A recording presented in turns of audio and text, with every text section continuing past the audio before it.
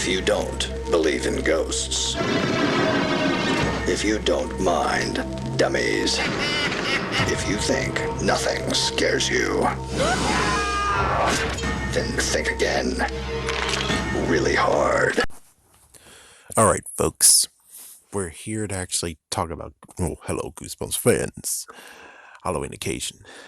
Of course, it's not going to be Halloween when you listen to this because most likely you're listening to this later or whatever. But, anyways, let's get down to the business and talk about what happened to the previous family. How did they get rid of Slappy? Now, getting rid of Slappy is freaking damn hard, but considering, I don't know, it's kind of excuse me. I'm just gonna do the premise of we got the two books, the first two books. We're just gonna wrap around this premise, and then most likely with the third book, I'll try to actually think of premises on that one. Which, side note, when it comes to the third book, I'm not gonna do any differences or anything because I'm pretty soon about to overlap to where I actually am like, oh, I already did it already because, well, don't really need to do it if I already did it before. Anyways, when it comes to this, we have the first thing of this is the first time where we have two. The third one actually does a little bit of issue, and I guess this is actually a good shout out to one person who actually wants me to talk about the words and the stuff, but I'm going to do it like this instead of actually truly going deep and reading and stuff. So the first two books. The first book, we got Mr. Wood being woken up by the words, with proximity being Slappy being nearby, I think. Yeah, am I right? Because it was Slappy was there, Mr. Wood was bought, then after that they read the words, and Slappy was nearby while the words were being read. Now, if that's true, then that means that proximity wakes up the dummies, even though in the third book we have a issue.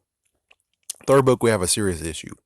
But with all that, let's just focus on the two books. So when it comes to that, I guess that means whoever read them, both of the dummies are basically connected to the person.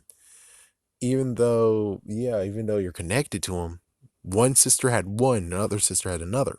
So it's kind of weird how that worked out to where it's like, then who has ownership of it? It's like, who exactly actually is bonded and connected to Slappy here? Because I guess technically it's like, we don't really know for sure. Does reading it basically mean both of them are connected to the reader, or reading it means that the person you're reading it to is connected, but the person who's in proximity of has no one who actually is truly connected to them?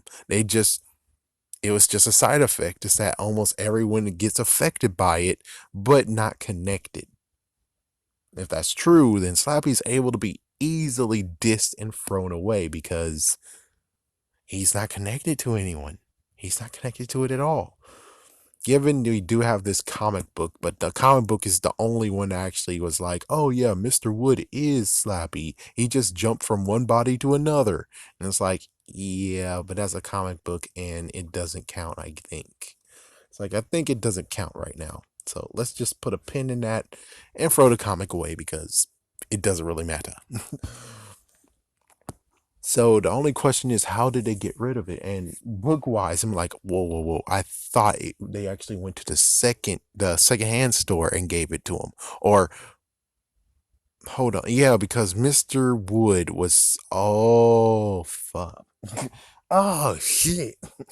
Okay, hold on. So Mr. Wood was bought. Slappy was already bought. So where did they get Slappy from? Yeah, and plus I'm pretty sure if it was from the same pawn shop, because apparently in the book he's from the pawn shop, and I'm like, whoa, well, shouldn't that have hardened him up? Well, actually, yeah, it's like that should have hardened him up, especially if that's where he originally came from, was a pawn shop, and then there you go. But I'm pretty sure the pawn shop. Let me see what happened in the first one. The first book, he didn't get a scratch or anything on him, so That's one thing. It's like, yeah, he didn't get a scratch or anything on him. He, I don't know. It's odd. And apparently, from the person who he kind of actually sparked this video, but on the other hand, it's just, I'm on book two. So the wake up and sleep phrases or mantras are different. I mean, I don't know where was that written in, because I don't know. It's hard. Yeah, I'm gonna have to have. Hopefully, he's gonna come up with more details, and then I can get into the deep dive of this. But for right now, let's just say that the mantra, the thing that you read, actually is the thing that put him to sleep. If that's true, then you could easily say that they found, because I'm pretty sure, along with the whole thing, since he got a side effect by it, that means he guys magically has the card in his lapel too. Just like with Dennis, he most likely has it in his pocket or something. And Dennis is completely fixed now. His head doesn't pop off. That's awesome. Yeah, so I'm pretty sure every single person who actually was touched by this spell, even Rocky in the third book, they all have the slip of paper in their pockets or lapels. I'm pretty sure we're just going to go with that as being a given. So that means that they're able to just straight up take it out of them because, well, come on, guys. They took out Mr. Wood. They freaking took him down with a steamroller.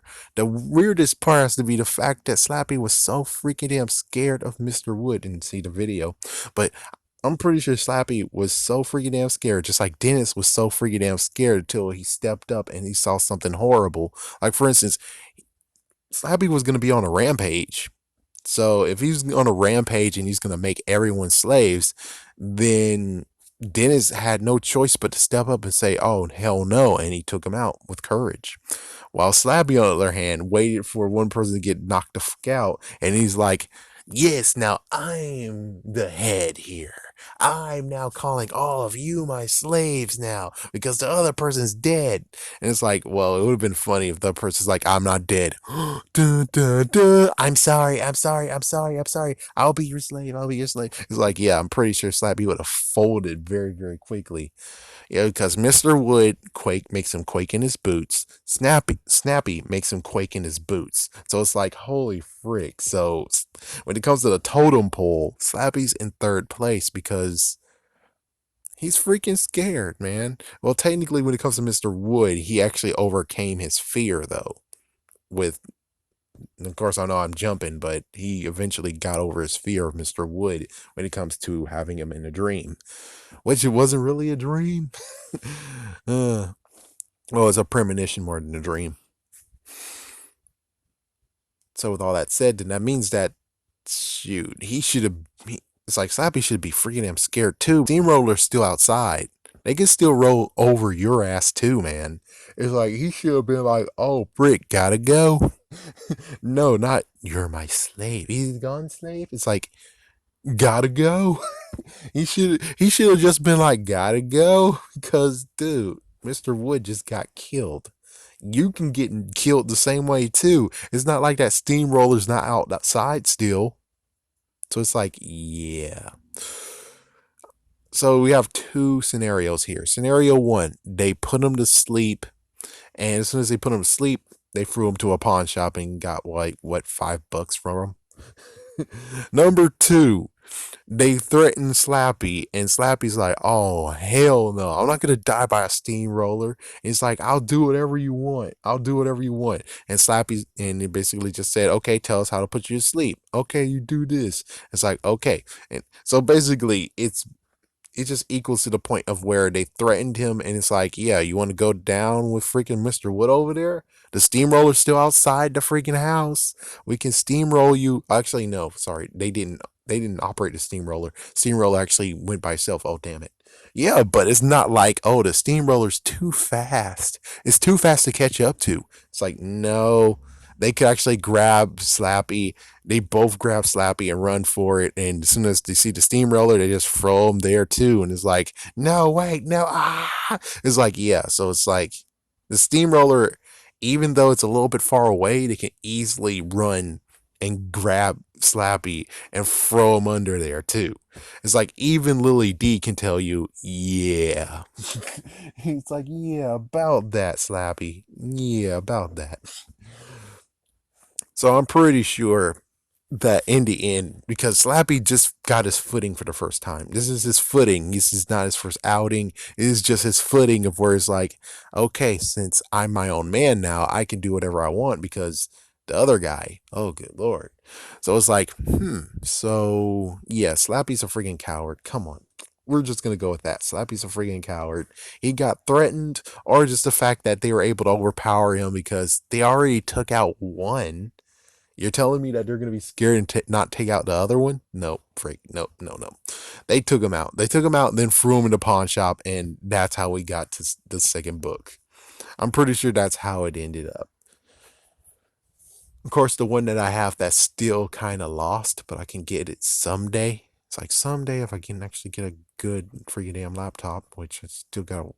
Anyways, besides my personal stuff, it's like I was kind of thinking of maybe he could actually have made an army full of zombie slaves that he's able to actually just control all of them. Like he controlled one family and he says, okay, well, I'm controlling one family. And when you hear my call, you'll come to me. So he's going to make an army of freaking slaves. So he goes house to house trying to make sure he's able to get more and more and more.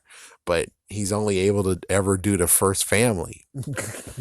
It's like, damn, man, your freaking mission sucks, Slappy. Your mission sucks. But that's it. I'm just gonna end it right there. If you think you know how exactly did Slappy go from book 1 to book 2, go ahead and put your theories down below too. Have a scary day. Have a scary night.